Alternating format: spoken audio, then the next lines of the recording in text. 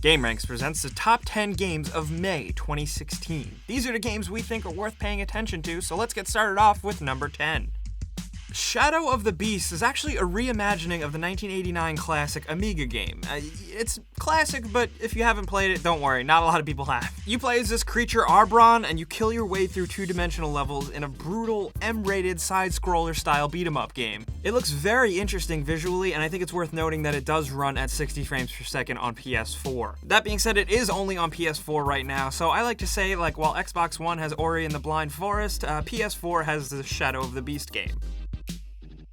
And at number 9, we have Fallout 4, the Far Harbor DLC. This DLC is allegedly releasing in May, and like all other aspects of the Fallout 4 Season Pass, we don't know too much about it up until right before it releases, but we do know that it's a new case from Valentine's Detective Agency, leading you on a search for a young woman and a secret colony of synths. You travel to this mysterious island called Far Harbor that's actually off the coast of Maine, and that's where the adventure starts, where you can find new quests, new gear, new weapons, new characters, and a bunch of other stuff. This is going to be Fallout 4's first big, true expansion, worthy of some money, I think. You know, if you played any other major Fallout or Elder Scrolls expansion, you know the deal here. It's worth noting that the landmass here is bigger than any other Bethesda expansion before it. Pete Hines actually said it's bigger than Shivering Isles from Oblivion. That's going to be pretty damn big, and definitely worth firing up Fallout 4 for again.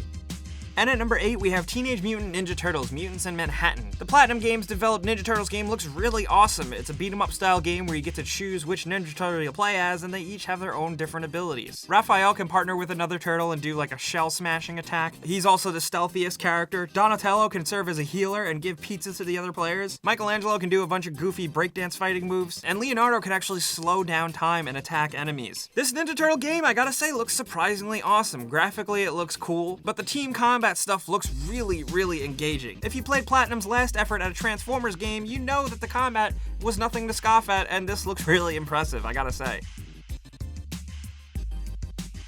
And at number 7, we have Homefront The Revolution. While not especially highly reviewed, the original Homefront did receive a small cult following of fans, and Homefront The Revolution came back to some fanfare, but really kind of faced a tumultuous development cycle, changing hands multiple times, between going dark and changing publishers multiple times. However, what we have here looks like a pretty ambitious game. It's open world, occupied Philadelphia, and you're a guerrilla, and it's your chance to take the city back. There's weapon customization, there's base building, there's team tactics, there's stealth, there's remote control cars with surveillance cameras on them, and there's even vehicles. We haven't seen a ton of this game, but it is really ambitious and we're hoping it turns out good.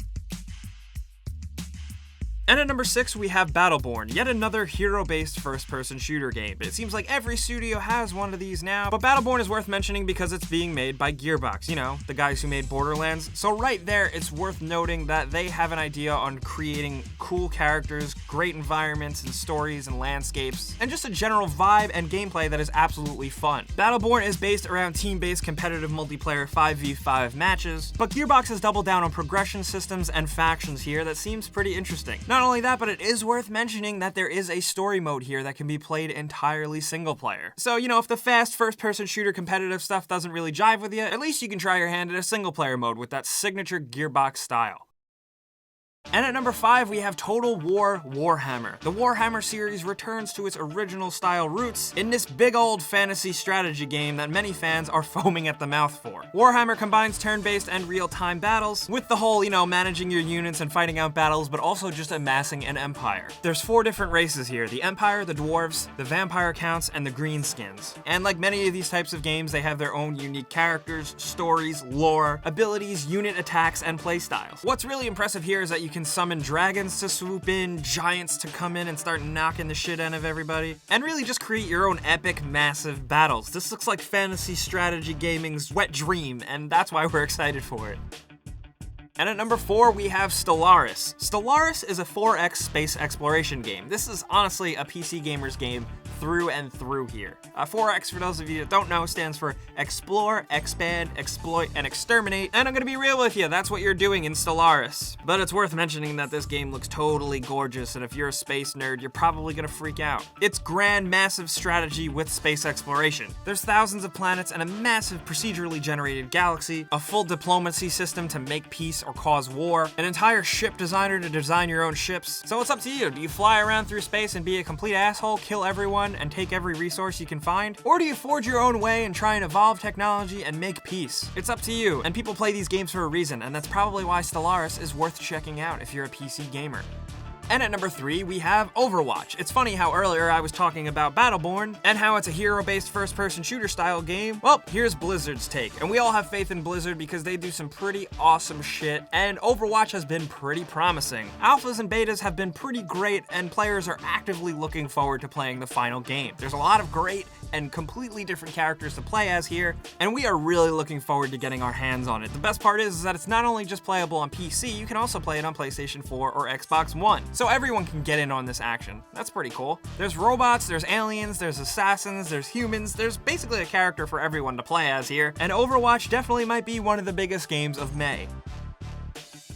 And speaking of shooting things, at number 2 we have Doom. Doom has been eagerly anticipated for a very, very long time, and we are dying to cut our teeth into it. We've gotten a decent amount of look at the single player and the multiplayer, and overall, it looks pretty awesome. The multiplayer is going to divide some people. Everyone has kind of a different opinion on the multiplayer, as old school fans kind of think it's just kind of like Halo, and new school fans find some things new and exciting here. I think everyone's just gonna have to decide for themselves, but it does seem like Bethesda is doubling down on the multiplayer here. However, and what I think is the most important thing, the single player component looks absolutely batshit crazy and awesome. Have you seen the amount of finishing kills here? There are areas in the game that are very arena-based. You're running around, you're shooting scary demons, you're punching them in the face, you're ripping their arms off, and I am all about it. Doom lands smack dab in the middle of the month, and I cannot wait to get my hands on it.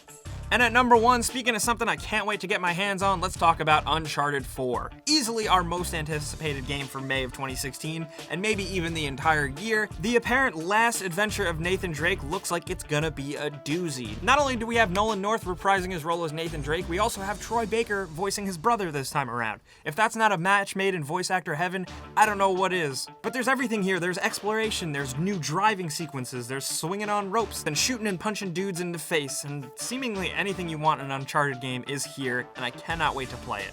However, it is worth noting that we do have some bonus games that we have to mention, including the Dead Island Definitive Collection that I don't know who asked for.